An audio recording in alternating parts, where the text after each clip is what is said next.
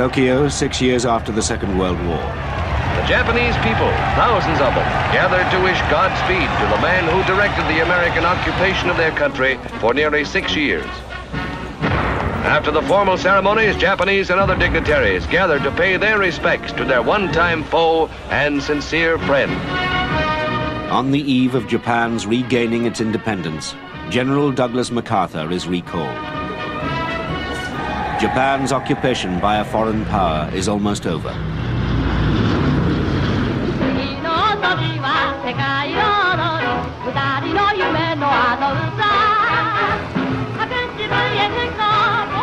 Once a peace treaty has been signed, the Japanese will be able to walk free in their own country again. But they're still poor and outpaced by the victorious West. No one knows what their freedom will bring.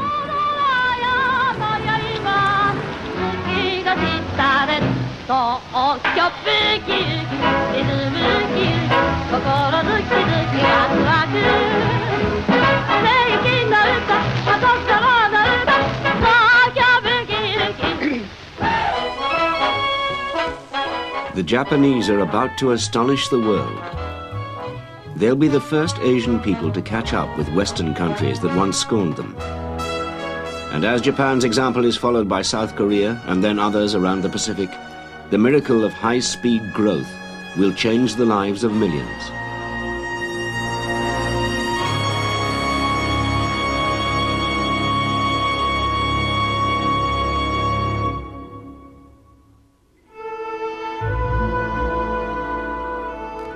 In 1945, the Japanese people paid the price for their leaders' reckless military gamble.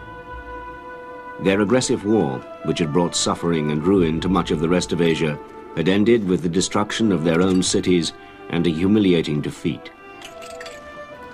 When their emperor announced an unconditional surrender, the immediate concern was just survival. とにかくガツガツしてましたよね。 We were desperate. Every day we woke up and had to think about what we were going to eat and how to fill our stomachs. I didn't think of anything else. There was no space for thinking about anything else.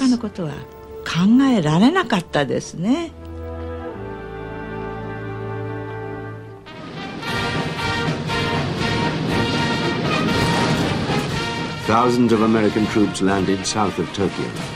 Japan was now to be ruled by an American general with orders to demilitarize the country. With the precision of a well-oiled machine, the occupation rolls into the city. The children have at least been taught the correct signals. No chances are taken, however. Full battle equipment is the order of the day. これ日本どうなっちゃうんだろうと。 What was going to happen to Japan? Our future was uncertain and we felt anxious. I wondered, can we survive? Would something awful happen? I felt real grief. Thinking back brings tears to my eyes.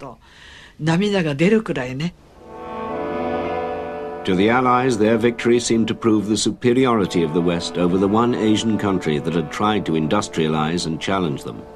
The Americans doubted Japan could ever get back to the level it had reached before the war.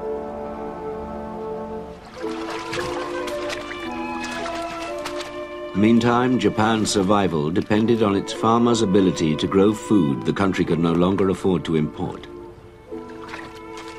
Half the population still lived in the countryside, and methods were primitive. The more remote villages were cut off in winter. With the neglect of the war years, conditions had actually got worse.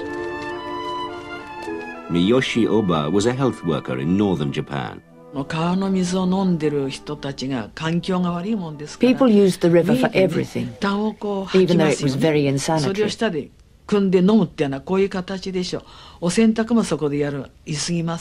They used it for drinking, for rinsing noodles, but also for the laundry, washing themselves and spitting.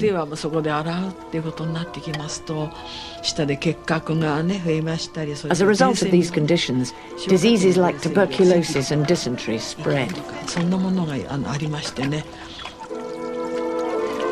With water supplies contaminated, almost all villagers suffered from intestinal parasites, worms. To get rid of them, Miyoshi Oba got her whole village to cooperate.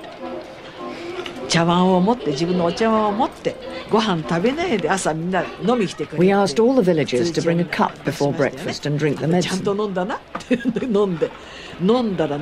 We also asked them to count how many worms they excreted later. The champion was one elementary school boy who produced 170.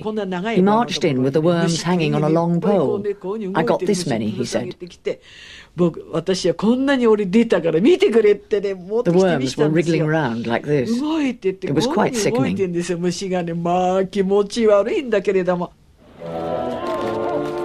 Though Japanese were desperate to work, rebuilding was slow, and Japan's prospects were still thought bleak in the late 1940s.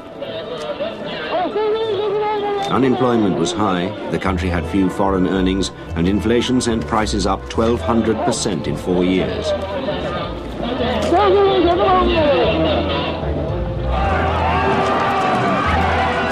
Labour relations worsened as newly formed trade unions battled with employers in a series of strikes.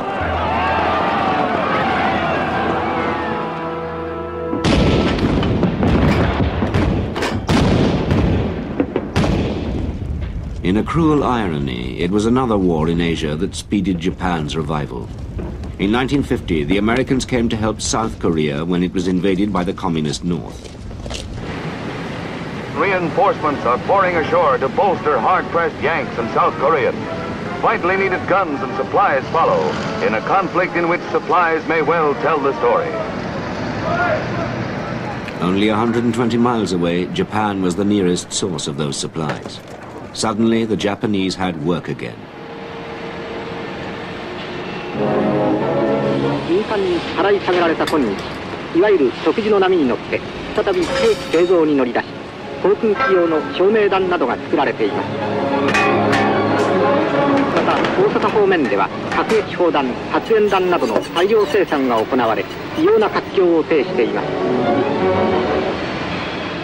Factories ran 24 hours a day. The windfall profits that the war generated were called a gift from the gods by Japan's Prime Minister. And the government's own role was crucial in getting recovery underway. The economy came before anything else.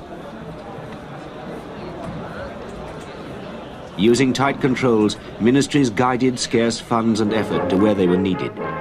Heavy industry was put first.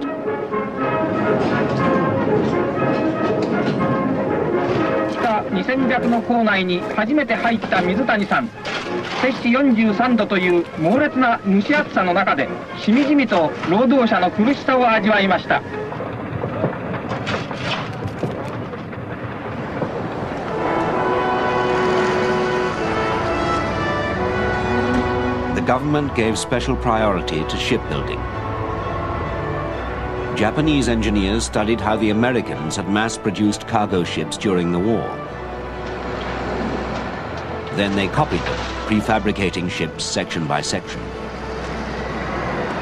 At Nagasaki, Suezu Uchida, who'd once made battleships, worked 7 days a week.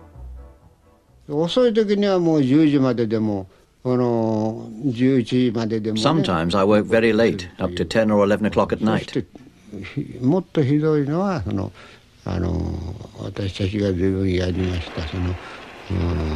The worst situation, which quite often happened, was that we worked so late that we had to stay overnight at the shipyard instead of going home. That's how we used to work. Thinking back now, I worked too much.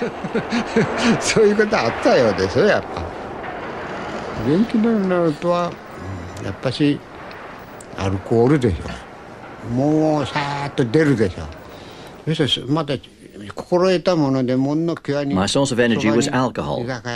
As soon as we left work, we rushed into a bar close by and sat down on beer crates. We made a lot of noise enjoying ourselves. We had a drink and a snack, but we also discussed our plans for the following day. Then we had a few more rounds.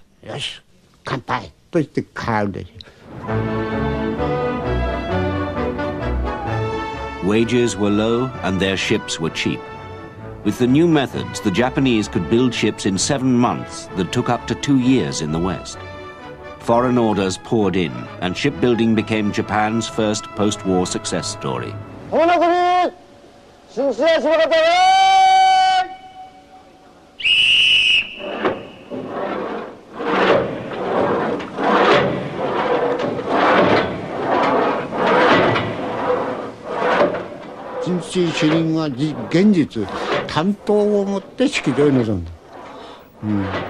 The launching manager came to the ceremony with a short sword hidden under his jacket, strapped to his chest, so that he could commit harikiri if the launch failed. That's how seriously he took the launching.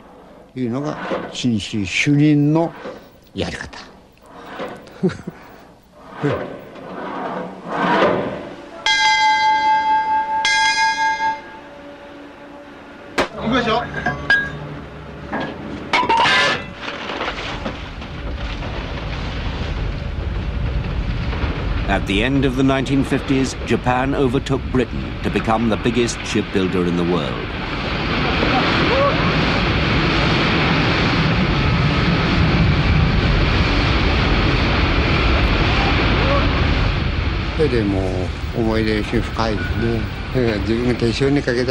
That ship was really memorable. It was the first ship I'd been in charge of from start to finish.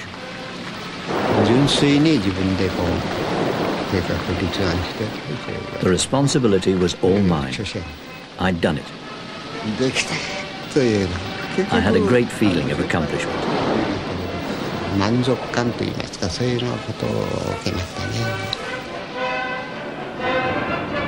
After ships, the government fostered new industries, all aggressively aimed at foreign markets.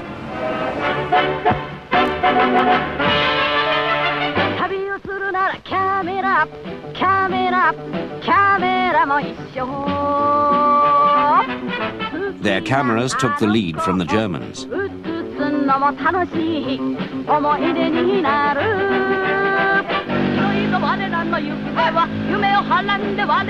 Their motorbikes were cheaper and more reliable than Britain's.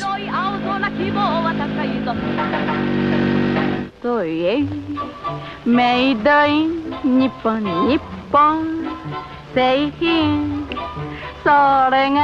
The target industries were helped with cheap loans and tax breaks.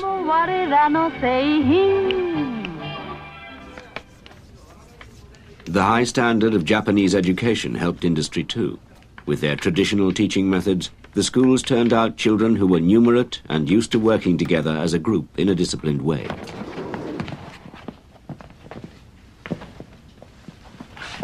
School leavers were desperately needed in the late 1950s. Unemployment was a thing of the past. Now there weren't enough workers. So millions began to leave the country for the cities.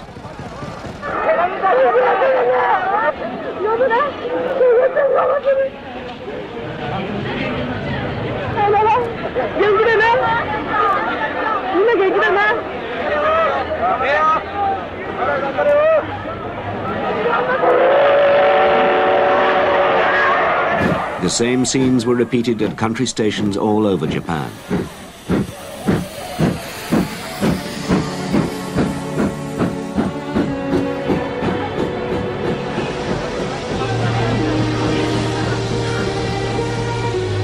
As soon as they'd finished school, whole classes of children were signed up by recruiters for big companies.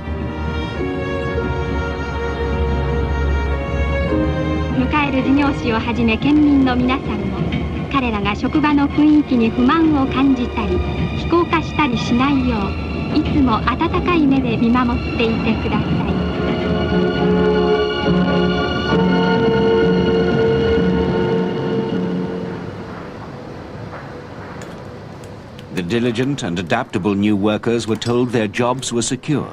Imports of foreign radios and televisions were kept out. But they used the latest technology from abroad. The Americans invented the transistor, but the Japanese bought the license and were first to use it in portable radios. Hisako Sugawara came to Tokyo when she was 15. I'd never dreamt of dealing with such things. I'd no idea what a transistor was. I joined the company without knowing what the work would be. I was surprised when I discovered what my work would actually consist of.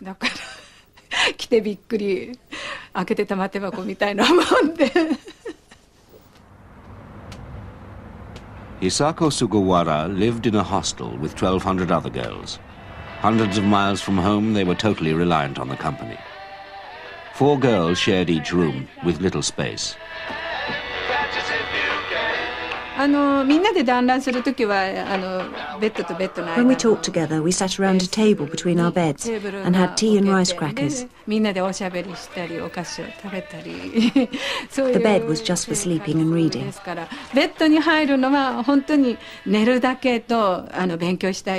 If I wanted privacy, then I could draw the curtains, so I didn't feel cramped.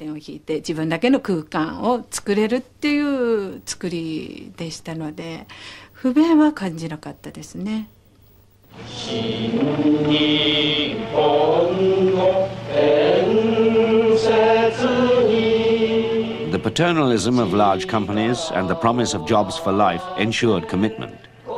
Left-wing unions were defeated, and managers and workers were taught to share the same goals.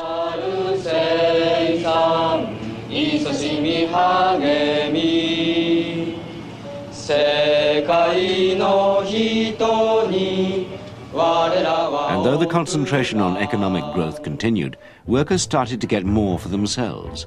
For the first time, money was put into large-scale public housing.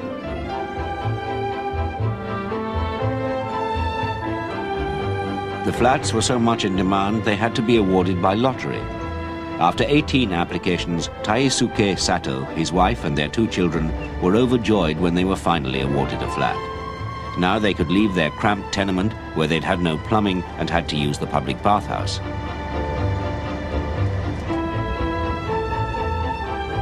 Japanese television filmed them as they made the move to a flat with far more room.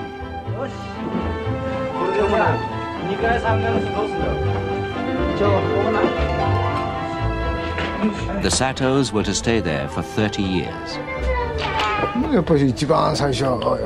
We went from 1 room to 3 rooms.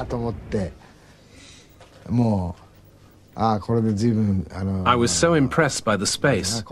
Before that, we just had a 4.5 mat area.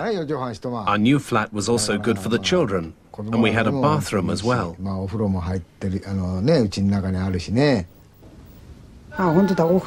You're in the bath.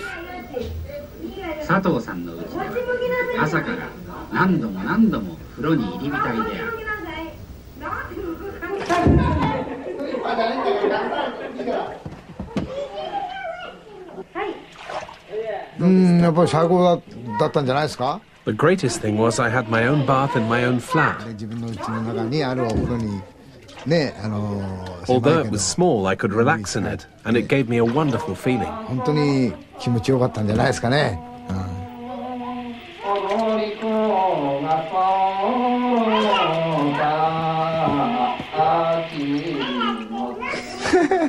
You're singing, it's embarrassing. I was singing a song by Hanagasa Ondo.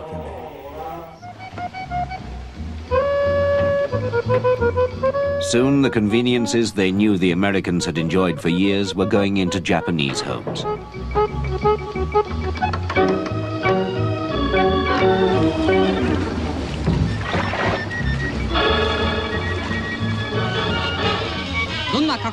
In 1950, there'd been 1 car to every 200 Japanese.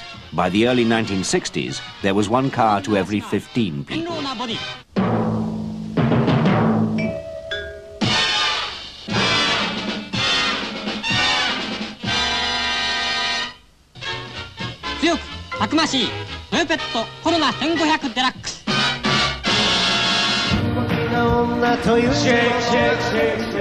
The growing prosperity now reached the younger generation who'd not known the earlier hardships. Teenage Japanese in the 1960s had different values from their parents. They followed new fashions and fads. 17-year-old Jun Nagasawa lived in Shibuya but dreamt of California.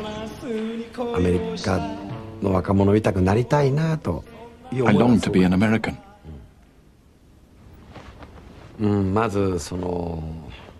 I can tell you why in one word. It was cool. になりましたね、あの頃は。で、ジーンズをね。I used to search for jeans, as there were so few shops that sold them at the time. I bought a second-hand pair at the American base. 中古のジーンズを探してきて、あの当時プレスリーの音楽を最初に耳にした頃には、Elvis Presley's music was something we'd never come across before in Japan. で、プレスリーの His striking 衝撃 looks, 的なこうかっこよさと wild rhythms, ロックの強烈なビートリズム、 sweet expression, sweet voice and face, 表現力と甘い声と and his particular hairstyle with all his hair いっ swept ぱい back. つけたのか、リーゼントみたいな頭。全てがなんかこう Everything about him 新 looked 鮮 fresh に and new 感 to じ取れ me. たし、 I was completely enchanted. 当然好きになっちゃったよね。Jun Nagasawa went on to form one of the first Western-style groups in Japan.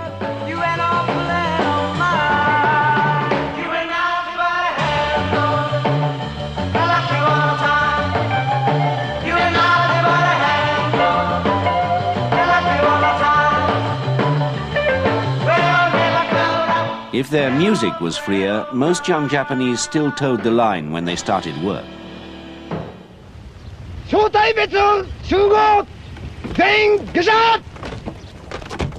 All white-collar workers, the salarymen, were expected to be loyal to their companies.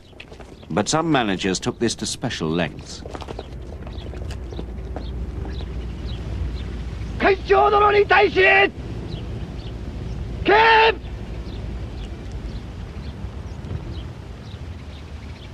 全てが真剣勝負、まさに波乱万丈、栄光盛衰の激しい戦国時代であると思う。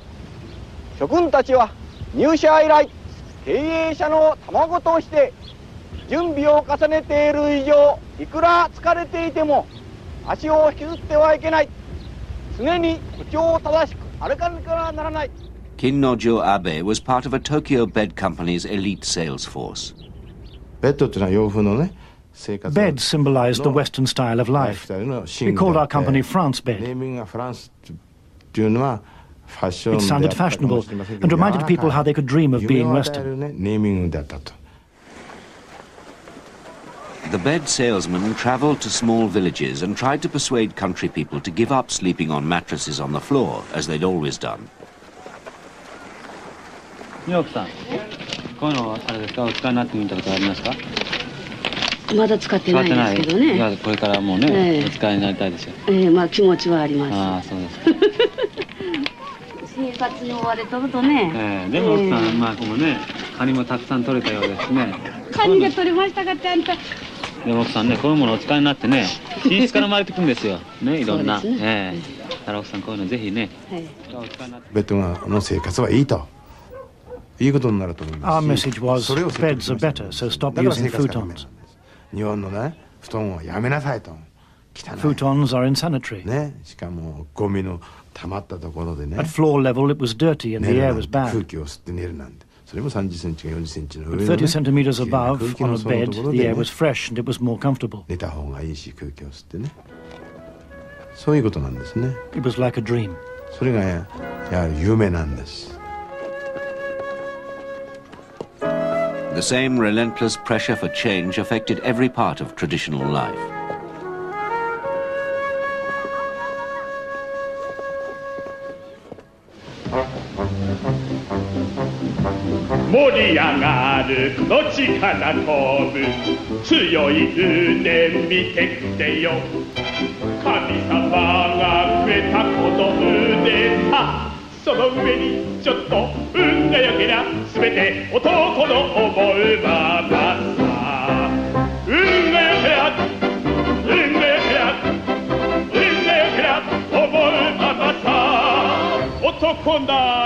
"20 years after the war, all the planning and hard work was paying off.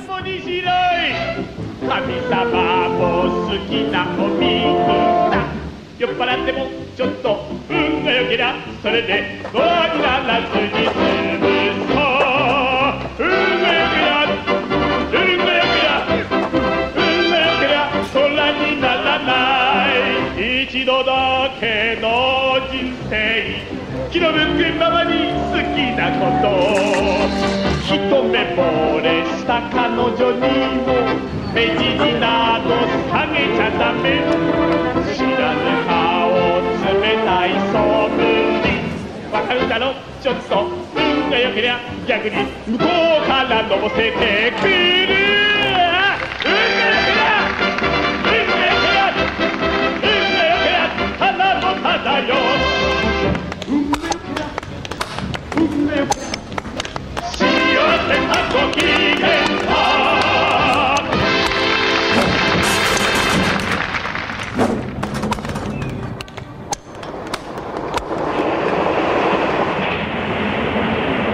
In 1964, the opening of the world's first high-speed railway and the holding of the Olympic Games in Tokyo confirmed how far they'd come and how fast.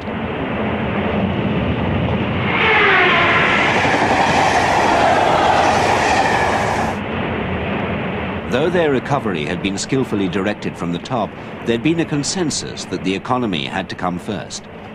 Japanese were encouraged to think of themselves as one big, homogeneous family, sharing the same goals.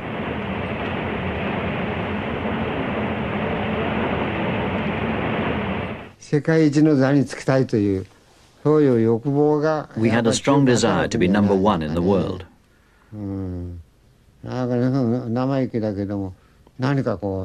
That might sound arrogant, but the words number one in the world were often used. We hated to be behind any other country.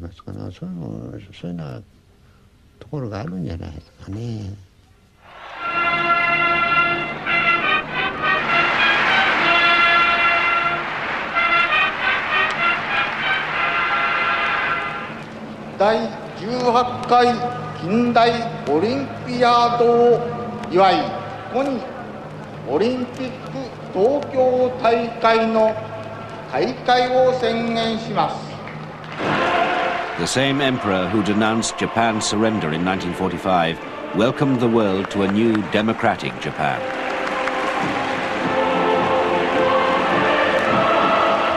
Of all the visiting athletes, few were as impressed as those who came from other Asian nations.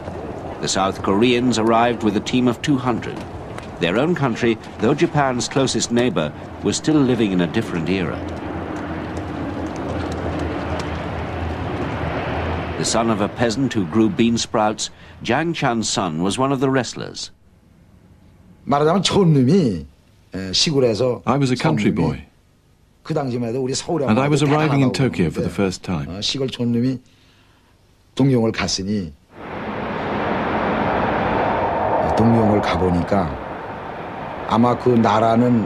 seemed like a paradise to me as a young man. There were lots of tall buildings, there were highways, there were overpasses, things you couldn't see in Korea. Japan's gross national product had already overtaken Britain's and was about to pass West Germany to make her the third biggest economy in the world. Like most other visitors in the Olympic year, the South Koreans wondered how the Japanese had done it.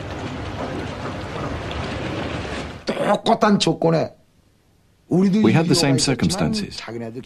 They experienced the Second World War, and we had the Korean War. Their country was left in ruins, and so was ours. But they were a lot more diligent, and we were less diligent. When we went one step, they went 4 or 5 steps. So it was no surprise that we were 40 or 50 years behind.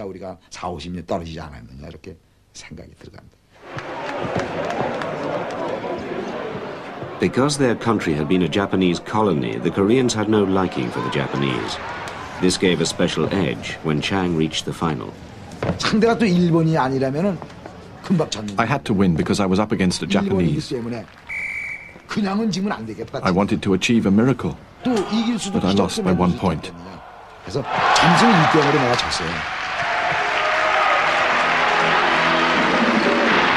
그러나 장 선수는 조국의 명예를 걸고 끝까지 잘 싸워서 레슬링 한국의 명예를 만방에 걸친 것입니다. Korea had been part of the Japanese Empire for 35 years.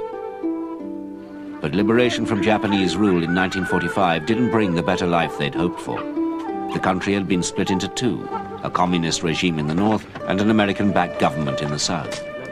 An isolated, agricultural people, they lacked Japan's industrial inheritance and trained manpower.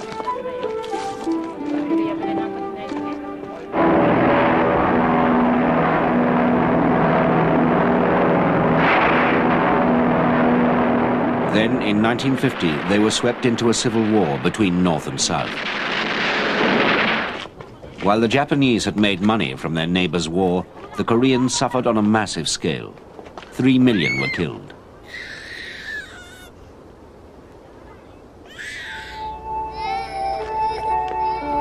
As fighting raged up and down the peninsula, millions more became refugees. When Seoul, the southern capital, was about to fall to the communists, Kwak Man Young and his family were among the thousands desperate to leave on the last train. There were so many people pushing and shoving, trying to get on the train. The train was full of arms and ammunition, so people had to sit on the roof.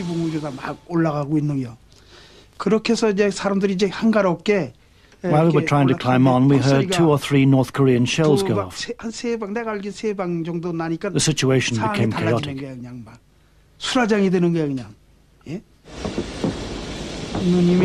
My sister and her child scrambled on. The train suddenly lurched forward, but I couldn't get on. I shouted to her, "Let's meet in Busan. Don't die, stay alive."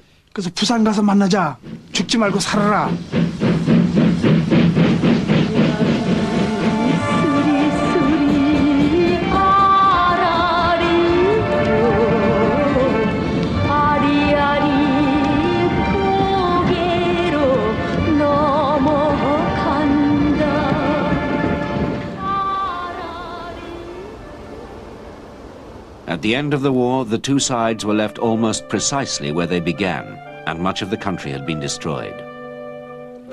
The prospects for the South Koreans looked worse than ever. Kim Bok-soon tried to survive in a makeshift hut near Seoul. Our clothes were all torn. You could see our bare skin. They were filthy, and we couldn't even wash them. That's how we lived, and people got sick. There were a lot of beggars asking for food. I had to beg for food myself. I had children to feed. So I begged and scavenged for things in the street. That's how difficult it was to live. In the 1950s, after the war, South Korea was one of the poorest countries in the world. The average annual income was $67 per head, less than India or Ghana. They still faced a threat from the north and were propped up by American aid.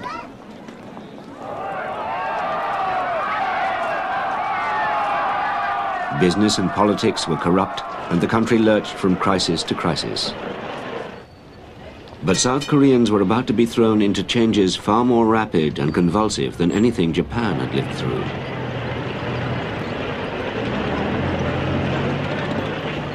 In 1961, a group of military officers seized power in a coup led by General Park Chung Hee.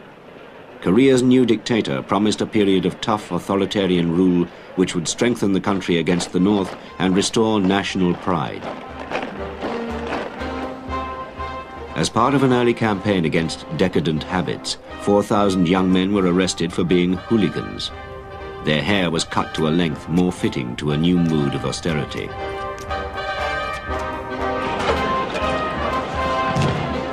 The black market was closed down, profiteers and corrupt businessmen arrested, and smuggled foreign goods seized and burnt. From now on, the national priority was to be high-speed economic development on the Japanese model, with General Park giving the orders.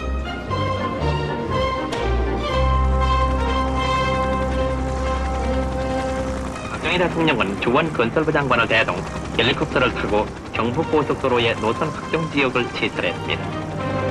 Park took close control of a series of big projects designed to give South Korea the base for a modern economy. 시찰에 나선 박 대통령은 이 고속도로의 건설이 하루빨리 이루어져야 되겠다고 말했습니다. The new road was driven across the country in record time to link South Korea's largest cities. Kwak Man Young, who'd lost his sister in the war, now worked as an engineer on the road. We had no real experience of road construction, and there were no skilled workers. So we had to use books and learnt as we went along.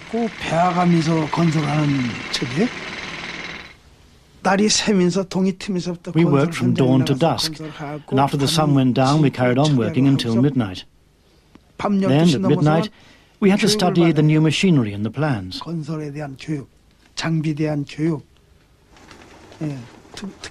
The workers were able to sleep, but we managers had to use the sleeping time to learn what we'd do next.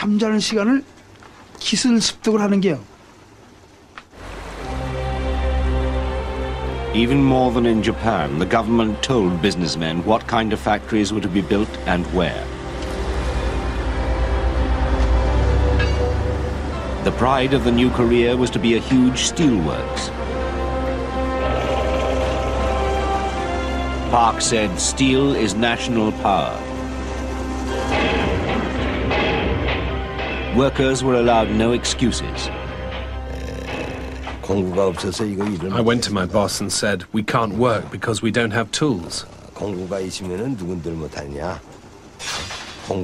He said, if you have all the tools and all the equipment needed, anyone can do it. You shouldn't complain. You should create something from nothing. If you haven't got it, make it. Make the tools with your own hands and get the work done on time. That's your job.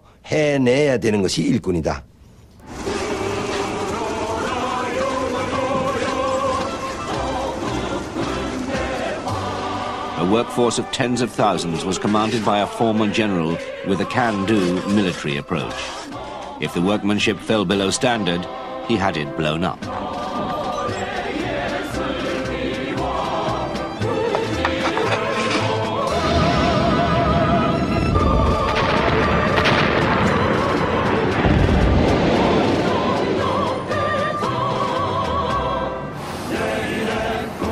They worked so fast that accidents were frequent.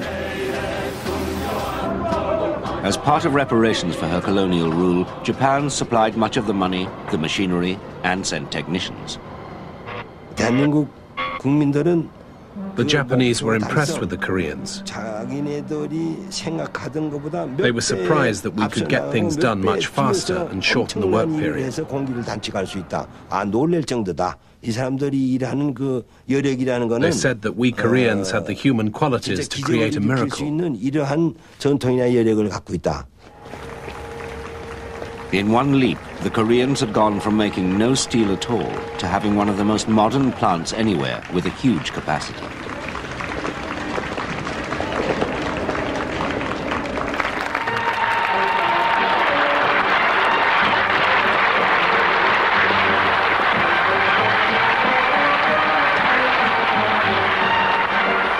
On this day, Korea's President Park Chung Hee, who visited here 10 times with a firm belief of building a Pittsburgh here at Yonggil Bay, made a congratulatory address. I understand that this is the first example of its kind in the world. I regard you highly for your unselfish devotion and praise your efforts and achievement.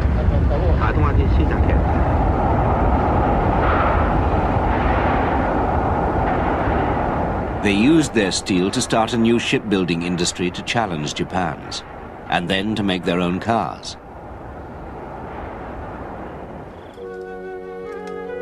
Investment began to reach the countryside too. But the government also wanted to get villagers to try and improve things by their own efforts.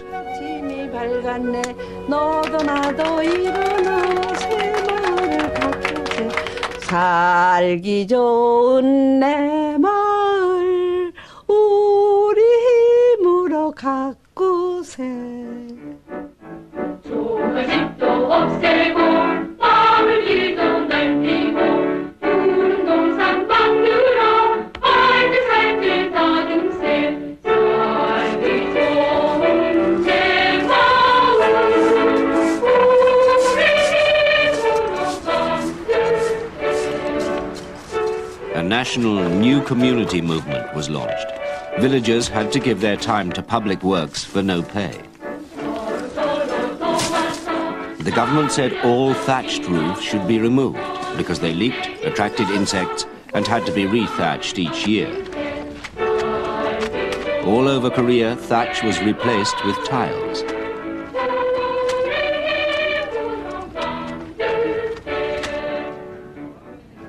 New schools were opened, and local teachers like Park Tae-hyun had a message for the children's parents as well.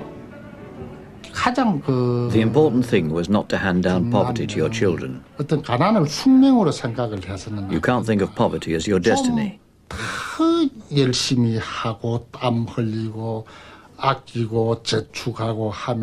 Through working hard, through sweating, through being frugal, you'll have a chance to save your children from poverty. So let's work together. Park Tae-hyun made sure children starting school for the first time were clean. At the beginning, when we first started to wash the children, people would worry that they'd get some kind of skin disease. But after we got them clean and they saw the bright faces, the parents were happy. We got uniforms for them. We would wash and cut their hair. Eventually they would clean themselves. And when children came from other villages, they would say, "Oh, a black kid has come," and laugh.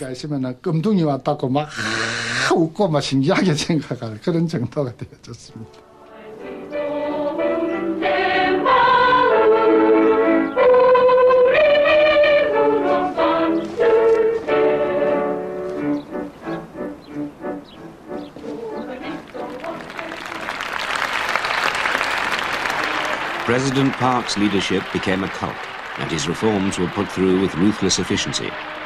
Koreans were exhorted to go on making sacrifices while huge sums were being invested in industry for the future.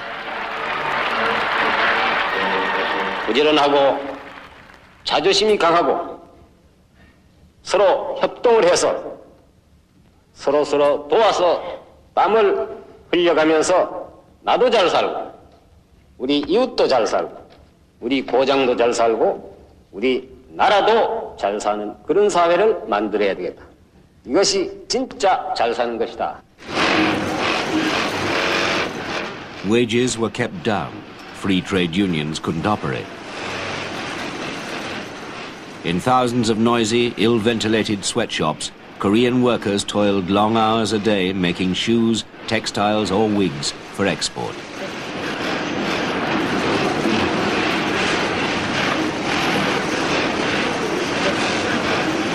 At the age of 18, Yi Chung-kak went to work in a textile mill in Incheon. The first day I got there, the moment I saw the conditions, I thought, this is hell. That's the first impression I had.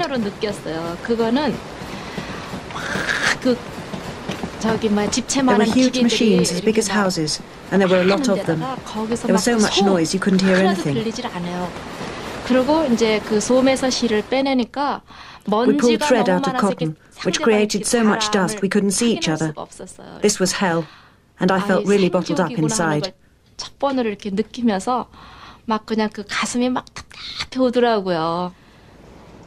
When they tried to start their own union, the women were harassed by the management, which paid men to wait for them, armed with buckets from the latrines.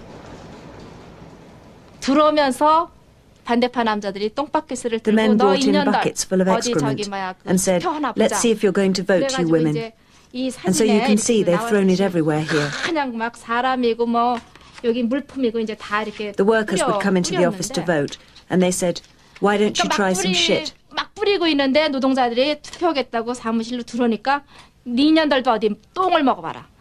The union collapsed, the women were fired, and their leaders beaten up or tortured by police.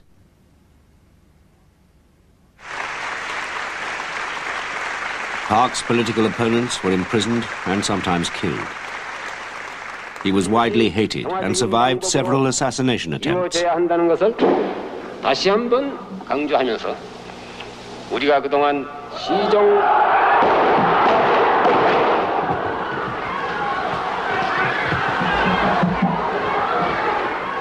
In 1974, an assassin mortally wounded his wife. 여러분들 하던 얘기를 계속하겠습니다. Showing his legendary self-discipline, he continued. But Park was himself killed by his own security chief in 1979.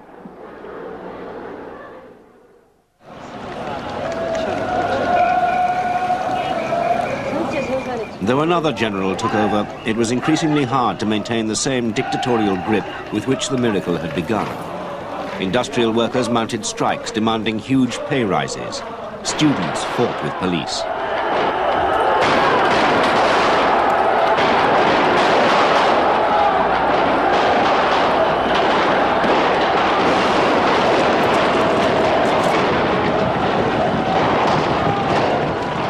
The continuing violation of human rights brought condemnation of the South Korean government from abroad. In 1987, military rule ended and free elections were granted.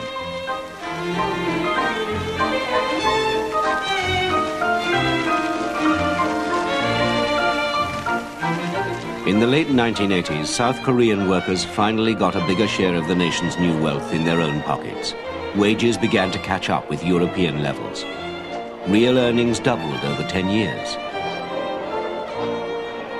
99% of households had television. 박진감 넘치는 현장 화면. 엑셀런트. 그러면 뜨거운 물도 쓸 수 있어. 엉키지 않아요. Over 50% now had washing machines. 이거 신통하기도 해라. 왜 전부예요? Kim Bok-soon, who'd scavenged for food, now had her own fridge. I was fascinated by my fridge. I'd look to see if the water was cool. I'd open the door and keep drinking the water. Finally, my stomach bloated and I got a stomachache. I had to go to the lavatory all the time. But I'd go to the fridge again and drink even more water. And I cried because I was happy that I too could buy a fridge. From being one of the poorest countries in the world, South Korea had now risen to be the 18th largest economy. It would go on climbing to take 12th place by 1996. South Koreans were not only exporting cars, but buying them themselves. Among the proud new owners was Chang Chan-sun, the Olympic wrestler who'd marveled at Tokyo in 1964. I never thought that I could have a car or a house. But I bought a house and a car on the same day. I was so happy. After I brought the car home, I bowed to the car in an ancestral ritual. And then I took my family for a ride around. We stayed up all night celebrating.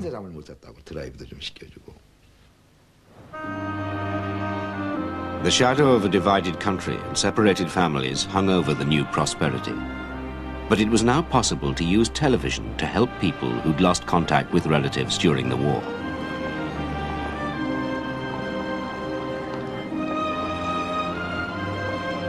During special broadcasts, people stood outside the television studios with details of the loved ones they'd lost, hoping they'd come forward. There was a huge response. Kwak Man-young had last seen his sister at the Seoul station in 1950. Now they were reunited.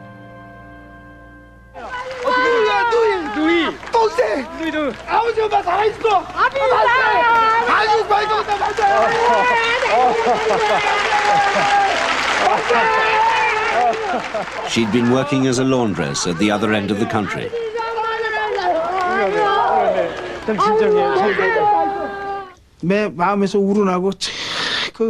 Our country was stronger and richer, and television sets were in every home when the campaign took place.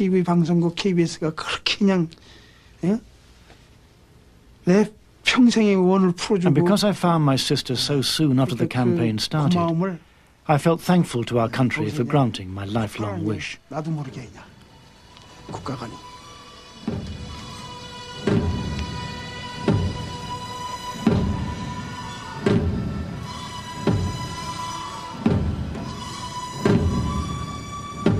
In 1988, it was the South Koreans' turn to host the Olympic Games. Now they had a chance to show the world their new prosperity.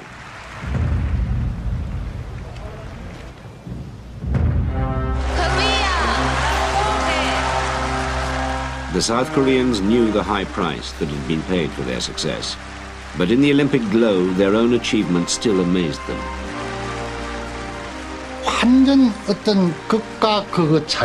It was a 180-degree change from one extreme to another. I don't think there's another country in the world that has gone through such an extraordinary development in such a short time. I think we've accomplished a great deal. But there was no monopoly on miracles. In the years since Japan had shown the way, others had started to experience the same explosive growth and rapid social change. They were called the tiger economies. Asians themselves began to boast of Asian values. They claimed their growing success was due to discipline and hard work, their schools, and strong authoritarian control.